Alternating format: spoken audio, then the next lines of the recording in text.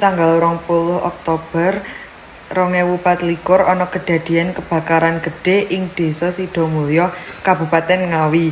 Kebakaran mau njedul watara jam 10 bengi lan cepet nyebar amerga angin kang cukup kenceng.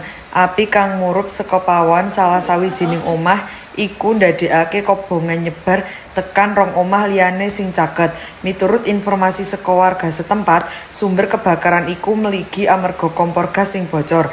Nalika warga nyoba mateni geni kanthi alat seadanya, nanging amerga api saya gedhe, warga banjur njaluk tulung marang pemadam kebakaran.